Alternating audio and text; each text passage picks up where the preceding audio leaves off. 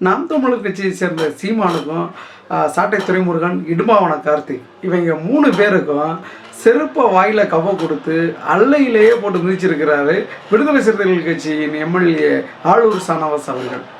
நாம் தமிழர் கட்சி செல்லும் பாதை அப்படிங்கிற ஒரு விவாத நிகழ்ச்சியில் தான் அவர் 2-3 விஷயத்தை பேசினார். அதில் முதலாவதாக தந்தை பெரியார் அவர்களுக்கு எதிராக தொடர்ச்சியாக அவதூறுவை நாம் தமிழர் கட்சியினர் பரப்பிக்கிட்டு இருக்கிறாங்க. இது குறித்து அவர் பேசும் பொழுது 4-5 விஷயங்களை பேசினார். அதில் முதலாவதாக நீங்கள் பெரியார் அவர்களுக்கு 49வது ஆண்டு நினைவு அஞ்சலிக்கு வீர வணக்கம் செலுத்தி இருக்கிறார். சீமானே முன்னின்று வீர வணக்கம் செஞ்சார். அதே போல் 50வது இறந்த நாளுக்கும் வீர வணக்கம் செலுத்தினாங்க. ஸோ இத்தனை ஆண்டுகளாக பெரியாரை ஏற்றுக்கொண்ட நீங்கள் தற்போது ஏன் பெரியாரிடமிருந்து முரண்படுறீங்க அப்படின்னு ஒரு கேள்வியை கேட்டார். இதுக்கு இஞ்சி தின்ன குரங்காட்டம் இங்கே 2 பேர் இருந்தாங்க. அதான் நாம் தமிழர் கட்சியை சேர்ந்த இடும்பாவன கார்த்திக்கும் சாட்டை துரைமுருகனும் இஞ்சி தின்ன குரங்கு போல் இருந்துக்கிட்டு இவரோட கேள்விக்கு திருன்னு முழிச்சுக்கிட்டே இருக்கிறாங்க. ஸோ இத்தனை நாட்களாக வீர வணக்கம்லாம் செலுத்திட்டு இன்றைக்கி பெரியாரிடம் நாங்கள் முரண்படுறோங்கிறது இது முரண்பாடாக இல்லையா அப்படின்னு முதலாவதாக கேள்வி கேட்டார். அப்போ யார் சொல்லி நீங்கள் பெரியாரை எதிர்க்கிறீங்க, ஆர்எஸ்எஸோட அஜெண்டா அப்படி தான் நீங்கள் செயல்படுறீங்க அப்படிங்கிறத சொன்னார். ரெண்டாவதாக பெரியார் இஸ்லாமியருக்கு எதிராக பேசிட்டாருன்னு ஒரு கூட்டத்தில் அந்த கட்சியை சேர்ந்த இஸ்லாமிய பெண்கள் அப்புறம் ஆண்களெல்லாம் வச்சு இந்த சீமான் பேசப்பட்டாங்களா, அது குறித்து அவர் பேசும் பொழுது பெரியார் அவர்கள் பேசியிருந்தாலும் பெரியார் அவர்களுடைய கட்சி தொண்டர்கள் இந்நேர வரைக்கும் இந்த நாள் வரைக்கும் இஸ்லாமியர்களுக்கு உறுதுணையாக உற்ற நண்பனாக தான் இருக்கிறாங்க. இந்த சங்கிகளிடமிருந்து இஸ்லாமியர்களுக்கு ஏதாவது ஒரு ஆபத்துனா முதல்ல நிற்கிறது திராவிடர் கழகமும் தந்தை பெரியார் திராவிடர் கழகமும், பெரியாரிஸ்ட், அம்பேத்கரிஸ்ட், அப்புறம் கம்யூனிஸ்ட், இவங்க 3 பேர் தான் இஸ்லாமியர்களுக்கு ஒன்றுனா நிற்கிறாங்க. ஸோ பெரியார் அவர்கள் இந்த மாதிரி இஸ்லாமியர்கள் எதிராக ஏதாவது ஒரு விதையை போட்டுட்டு போயிருந்தாருன்னா பெரியாரிஸ்ட் எல்லாம் அவருக்கு இஸ்லாமியர்கள் எதிராக தானே தொடர்ச்சியாக அரசியல் பண்ணணும். ஏன் அதை பண்ணலை அப்படிங்கிறத கேள்வியாக வச்சாது. இது 2வது கேள்வியாக வச்சாது. 3வதாக தந்தை பெரியாரிடம் நாங்கள் முரண்படுறோன்னு சொல்கிறீங்களே, மற்ற தலைவர்களோட பேசின எல்லாத்துலேயும் உங்களுக்கு உடன்பாடு இருக்கா அப்படிங்கிற கேள்வியை அவர் வச்சார்.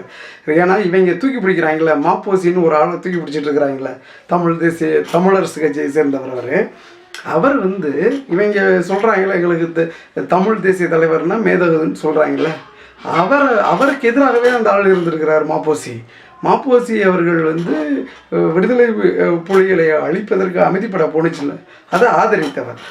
அவர்கள் அங்கே தமிழ் மண்ணில் ஏகப்பட்ட பேரை படுகொலை செஞ்சுட்டு திரும்பி வந்தபோது அவர்களை வரவேற்றவர் மாப்போசி. அது மட்டும் இல்லாமல் இந்தியை தேசிய மொழியாக ஏற்றுக்கொண்டவர். இவ்வளோ முரண்பாடு இருக்கிற வேற இவர் பெரியாராக போற்றுவோன்னு வேற இவங்க போஸ்டர்லாம் அடித்து ஒட்டியிருக்கிறாங்க. இது 3வது பாயிண்டாக அவர் சொன்னார். இதுக்கும் அவங்கள்ட்ட பதில் கிடையாது, நாம் தமிழர் கட்சியை சேர்ந்தவங்களும் பதில் கிடையாது. அடுத்து 4வதாக அவர் சொன்னது, காளிமுத்து அவர்கள் சீமானுடைய மாமனார் இருக்கிறாங்கள, அவர் வீட்டில் தான் ஓசி சோறு தின்னுக்கிட்டு இருக்கிறான் அந்த சீமான். அவர் 85 ஏக்கர் நிலத்தை முறையீடாக பயன்படுத்தி எப்படியோ வாங்கியிருக்கிறாரு. அதை ஆட்டையை போகிறதுக்கு சீமான் முயற்சி பண்ணிக்கிட்டு இருக்கிறான். அந்த காளிமுத்து இருக்கிறார்ல, அவர் தான் இப்போ இவரை உயிரோடு கைது செஞ்சு கொண்டுக்கிட்டு தூக்கிலிடணும்னு தீர்மானம் போட்டவர் சட்டசபையில். அவர் திராவிட பண் அப்படிங்கிற புத்தகம்லாம் எழுதியிருக்கிறாரு. அவருடைய மகள் தான் கையெழுலி. ஸோ இப்படி முரண்பாடுகளாக இருக்கிற தலைவர்களெல்லாம் நாங்கள் போட்டுறோம் அப்படின்னு சொல்லிட்டு, ஏன் பெரியார்கிட்ட எப்படா நீங்கள் முரண் பண்ணுறீங்க, இத்தனை ஆண்டு காலம் நீங்கள் அது என்ன வீர வணக்கம் செலுத்திட்டு திடீர்னு எப்படா முரண் பண்ணுறீங்க, என்ன காரணம், யார் உங்களுக்கு சொன்னது அப்படிங்கிற கேள்வியை ஒரு ஆணித்தரமாக கேள்வி கேட்டார். ஏன்னா இது எப்படி திடீர்னு ஒரு தலைவரை நம்ம எதிர்க்க முடியாதுல்ல. இவர்கள் பெரியாருக்கு எதிராக முன்னிறுத்துற தலைவர்கள்லாம் இருக்கிறாங்களே, அவர்களெல்லாம் பெரியார் காலத்தில் வாழ்ந்தவர்கள் அத்தனை பேருமே பெரியாரை போற்றியவர்கள், பெரியார் கூடவே பயணித்தவர்களும் இருக்கிறாங்க. அதில் மறைமலை அடிகளார், செக்கெழுத்து செம்மல், வஉசி இவர்கள்லாம் பெரியாரை போற்றியவர்கள். அதே போல் பாவேந்தர், பாரதிதாசன் இருக்கிறாரு. அவரெல்லாம் கடைசி வரைக்கும் தான் இறக்குற வரைக்குமே பெரியார் கூட பயணித்தவர். பெரியார் அவருடைய படங்கள் எல்லாம் திறந்து வைத்திருக்கிறார். அது மட்டும் இல்லாமல் கடைசியாக நாம் தமிழர் கட்சிக்காரங்க கொண்டாடிக்கிட்டு இருக்கிறாங்களா நம்மாழ்வார், அவரே பெரியார் மிகப்பெரிய தலைவர், அவர் தான் சமூகத்தில் விழிப்புணர்வை ஏற்படுத்தினார்னு ஒரு புத்தகம் கண்காட்சி விழாவில் கூட பேசியிருக்கிறாரு.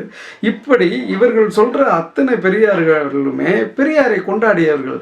நீ அத்தனை பேருமே கொண்டாடி இருக்கிறாங்க, அப்புறம் ஏன்ப்பா நீ எதிர்க்கிற அப்படிங்கிறது அவங்கள்ட்ட பதில் கிடையாது. கடைசி விஷயமாக மேதகவை நான் இலங்கையில் சந்தித்து வந்ததுக்கு அப்புறம் தான் எனக்கு திராவிடர்கள் வந்து நமக்கு செஞ்ச துரோகமே நமக்கு தெரிஞ்சது அப்படின்னு ஒரு மேடையில் சமீபத்தில் பேசினார், சீமான் பேசினார்.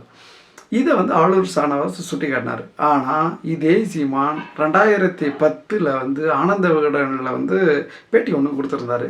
அதில் வந்து நான் மேதகவை சந்தித்த பொழுது நாங்கள் வந்து பெரியாரையும் அண்ணாவையும் புத்தகங்களை படித்து விட்டு நாங்களே போராளிகள் ஆகிவிட்டோம், நீங்கள் அவர் காலடியில் உழவி கொண்டிருந்த நீங்கள் இன்னும் ஒன்று போராளி இல்லாமல் அடிமைகளாக வாழ்கிறீர்களே அப்படின்னு வருத்தப்பட்டதாக இவர்கிட்ட சீமான்கிட்ட வந்து மேதகு வருத்தப்பட்டதாக சொன்னார். இது ஆளூர் ஷானவாஸ் வந்து கேட்டார், அப்போ எது உண்மை? இப்போ சொன்னது உண்மையா இல்லை அப்போ சொன்னது உண்மையா இல்லை இவன் ஃபோட்டோ எடுக்க போனதானே அதுவே உண்மையானே நமக்கு தெரியலை. இவன் இந்த மாதிரியெல்லாம் குளறுபடியாக குழப்பவாதியாக சீமான் பேசிக்கிட்டு இருக்கிறத வந்து வெட்ட வெளிச்சமாக்கிட்டார் ஆளூர் ஷானவாஸ் அவர்கள்.